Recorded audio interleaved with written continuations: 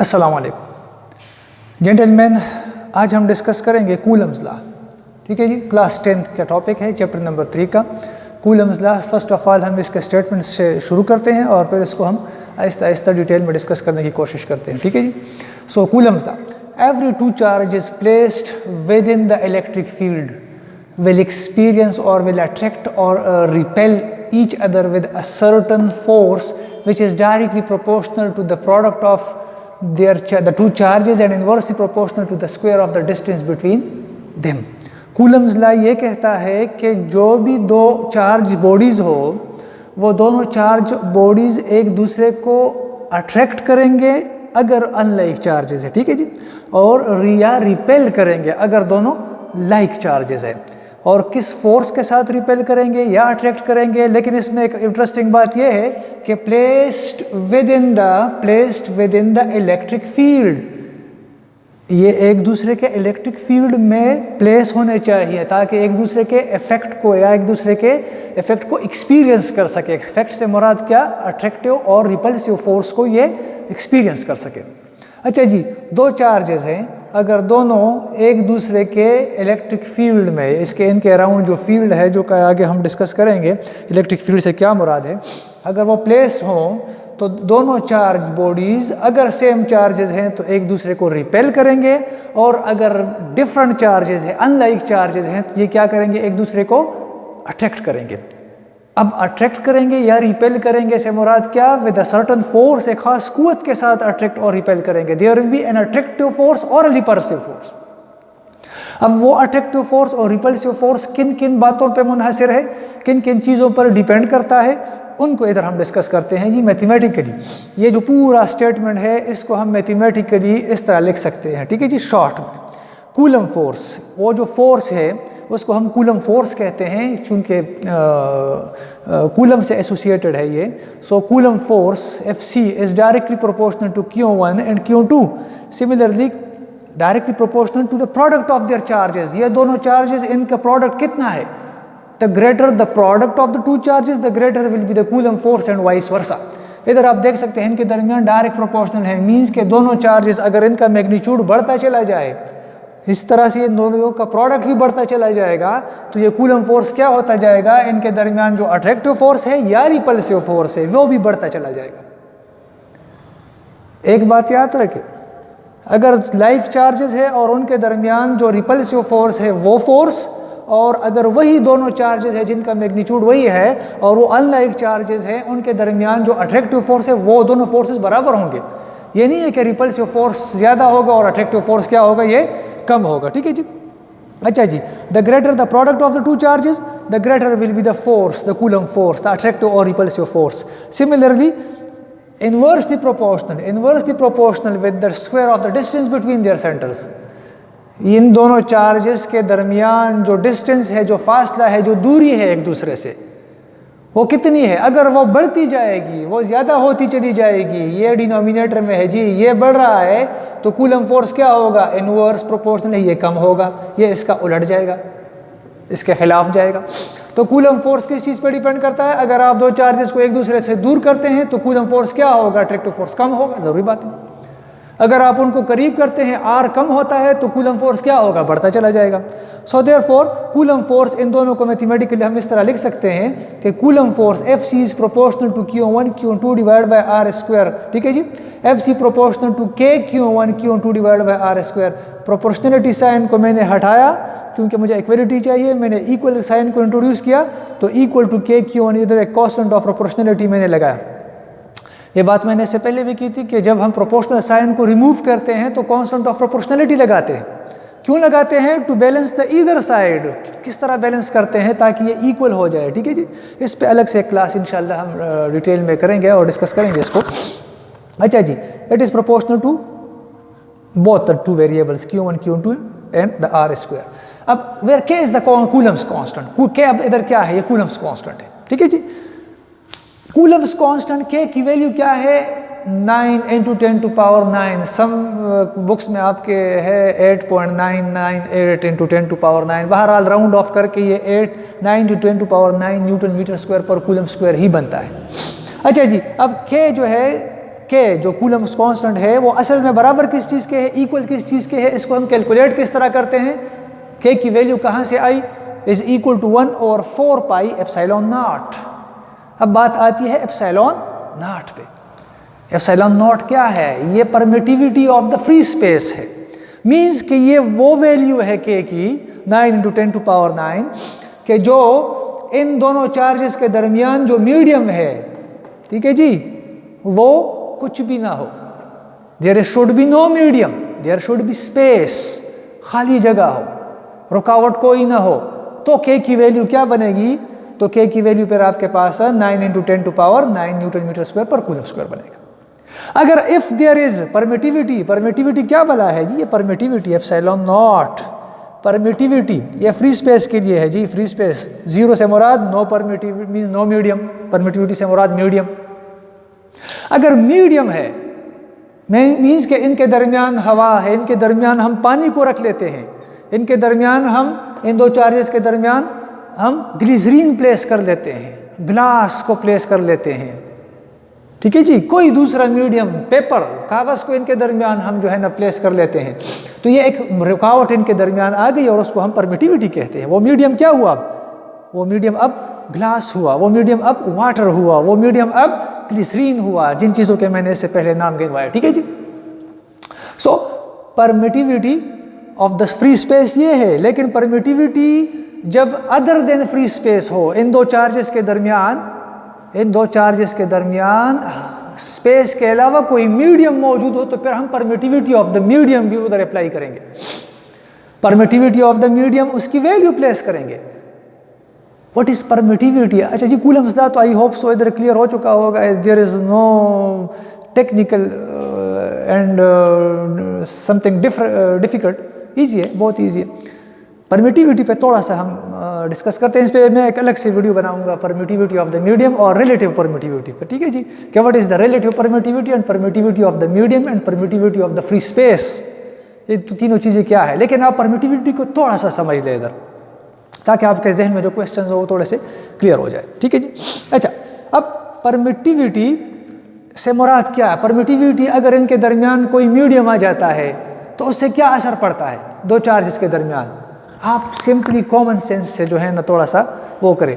ये जो चार्ज है, ये दोनों चार्जेस, ये इलेक्ट्रिक लाइंस ऑफ फोर्सेस क्या करती हैं, जनरेट करती हैं, इसकी तरफ फेंकती हैं, आप इस तरह समझ लें। सिमिलरली ये चार्ज क्या करती है, इलेक्ट्रिक लाइंस ऑफ फोर्सेस ये क्या करती है, जनरेट करती है।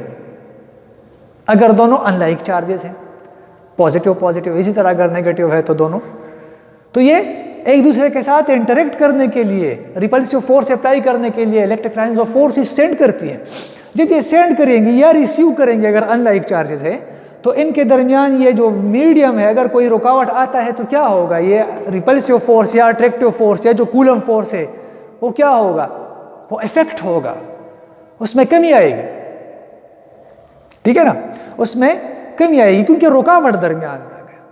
अगर इसकी value let suppose free space में मिसाल के तौर पे खुद से एक वैल्यू में ले रहा हूं 10 है, 100 है 100, और आप इसके दरमियान पानी को रख लेते हैं तो इसकी परमिटिविटी कितनी कम हो गई, कम अज कम, I am taking it the values from my own self, so don't take them and don't note them for reference, ठीक है जी।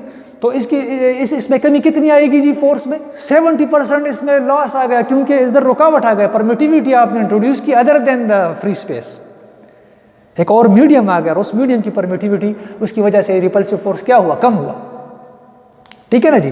तो सो कितना टाइम्स कम हुआ, इसको हम टाइम्स में जो है ना कैलकुलेट करते हैं, 3 टाइम्स 4 टाइम्स या जो भी है। तो जितना आप मीडियम को इसके दरमियान आप क्या करेंगे, आप इंट्रोड्यूस करेंगे, उतना क्या होगा जी, उतना, वही बात अगेन मैं रिपीट कर रहा हूँ, उतना ही परमिटिविटी को, मतलब अदर देन फ्री स्पेस, अगर आप किसी मीडियम को इंट्रोड्यूस करेंगे दो चार्जेस के दरमियान, तो उनके दरमियान जो अट्रैक्टिव या रिपल्सिव फोर्स होंगी वो कम होती चली जाएंगी, इफेक्ट होंगी, ठीक है जी। परमिटिविटी को आप समझ गए होंगे। अगर फिर भी नहीं समझे, इस पर मैं एक अलग से क्लास जो है ना लूँगा और कुछ और एग्जांपल्स के साथ जो है ना मैं आगे आऊँगा, ठीक है जी। I hope so Coulomb's law समझ आ गई होगी। नेक्स्ट जो टॉपिक है वो है इलेक्ट्रिक फील्ड इंटेंसिटी। ठीक है जी, इलेक्ट्रिक फील्ड को समझना इंपॉर्टेंट है सबसे पहले इलेक्ट्रिक फील्ड इंटेंसिटी को समझने के लिए। सो इलेक्ट्रिक फील्ड और इलेक्ट्रिक फील्ड इंटेंसिटी दोनों को इधर हम क्या करते हैं, डिस्कस करते हैं। अब उनका स्टेटमेंट जो है ना इलेक्ट्रिक फील्ड का, वो इधर मैं नहीं लिखता, आप देखिए जी, डायरेक्ट लिखता हूँ ताकि टाइम ज़ाया ना हो और आप जल्दी से थोड़े सा टाइम में ज़्यादा लर्न कर सकें। अच्छा जी,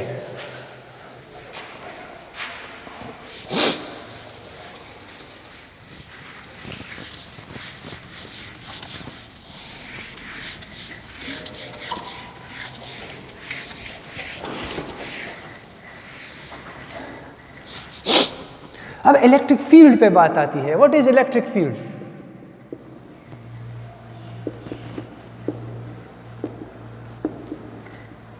electric field is actually the region around the charge. किसी भी चार्ज के इर्द गिर्द वो रीजन, लेट सपोज मैं पॉजिटिव चार्ज ले रहा हूं, किसी भी चार्ज के इर्द गिर्द वो रीजन, वो एरिया, वो इलाका जहां पर इस चार्ज का क्या एक्सपीरियंस किया जा सके, इफेक्ट एक्सपीरियंस किया जा सके, where the effect of the charge can be experienced. Let's suppose इधर हम एक यूनिट पॉजिटिव चार्ज या टेस्ट चार्ज को हम इंट्रोड्यूस करते हैं, तो जब ये चार्ज इस रीजन में दाखिल होगा तो इस चार्ज का जो कि पेरेंट चार्ज है, इसका इफेक्ट इस पे क्या होगा, महसूस होगा। इफेक्ट से क्या मुराद, फोर्स महसूस होगा। फोर्स ये एक्सपीरियंस करेगा। कौन एक्सपीरियंस करेगा? ये जो टेस्ट चार्ज है, इसको हम Q0 भी लिखते हैं, Q प्लस भी लिखते हैं, यूनिट पॉजिटिव चार्ज। तो ये जब इस रीजन में दाखिल होगा तो ये यूनिट पॉजिटिव चार्ज इसको क्या करेगा, रिपेल करेगा। तो इलेक्ट्रिक फील्ड क्या है? वो रीजन है कि जिस रीजन में around a charge, the area around a charge where the effect of the parent charge can be experienced if a test charge is introduced in that area.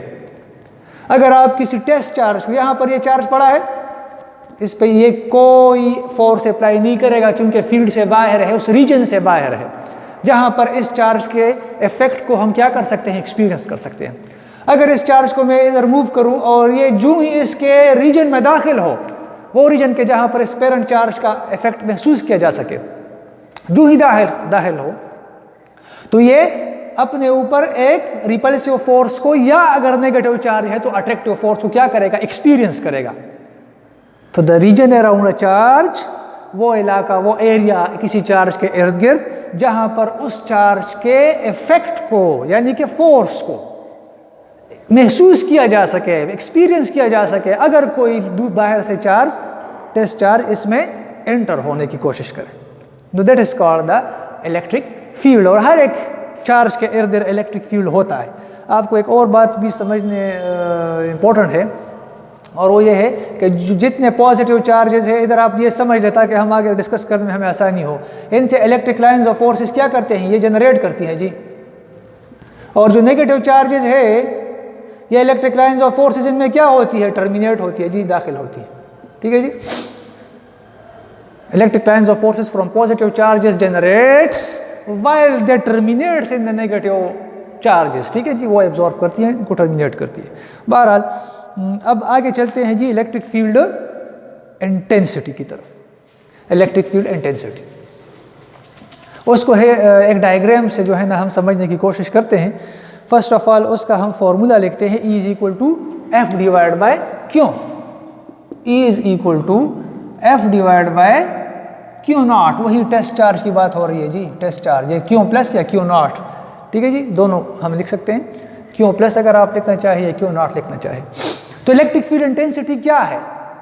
ये वो force है, वो फोर्स किसी भी फील्ड के अंदर, electric field के अंदर, किसी भी चार्ज के अराउंड इलेक्ट्रिक फील्ड के अंदर अगर आप एक टेस्ट चार्ज को एंटर करते हैं, ये वो टेस्ट चार्ज है। लेट सपोज इसको जो ही आप एंटर करते हैं किसी भी पॉइंट पर, सिंपल अल्फाज में किसी भी पॉइंट पर, किसी इलेक्ट्रिक फील्ड के अंदर किसी भी पॉइंट पर अगर आप इलेक्ट्रिक फील्ड को डिफाइन करना चाहे तो क्या होगा, the electric field at any point in the electric field intensity at any point in the electric field can be defined as the force. Let suppose इधर मैं बात कर रहा हूं, the force experienced by a unit positive charge at that point, either repulsive or attractive। or it is the force with which the parent charge attract or repel that unit positive charge or test charge at that particular point. वो force कि जिस force से इस test charge को parent charge क्या करता है, parent charge मतलब ये जो चार्ज है, ये क्या करता है, या अट्रैक्ट करता है किस इंटेंसिटी के साथ, फोर्स के साथ, या रिपेल कितने फोर्स के साथ करता है, उसको हम इलेक्ट्रिक फील्ड इंटेंसिटी, इस चार्ज के फील्ड की इंटेंसिटी बोलेंगे, शिद्दत उस पार्टिकुलर पॉइंट पर। अगर इस पॉइंट पर बात की जाए तो इलेक्ट्रिक फील्ड इंटेंसिटी क्या होती चली जाएगी, जो हम इसके करीब होते चले जाएंगे तो इनके दरमियान रिपल्सिव फोर्स क्या होगा, वो और भी बढ़ता चला जाएगा। क्यों? और जब ये रिपल्सिव फोर्स यानी कि जो कूलम फोर्स ये बढ़ेगा तो इलेक्ट्रिक फील्ड इंटेंसिटी क्या होगी, ये भी बढ़ेगी, डायरेक्टली प्रोपोर्शनल है दोनों। और ये तो कांस्टेंट है, टेस्ट चार्ज को हम क्या लेते हैं, कांस्टेंट, यूनिट पॉजिटिव चार्ज या टेस्ट चार्ज जिसको हम 1 कूलम लेते हैं, ठीक है जी, टेस्ट के लिए सर इसको हम यूज करते हैं। So once again repeating the same thing, the electric field intensity in an electric field at different points will be different. It depends upon the position of the test charge is with reference to the parent charge.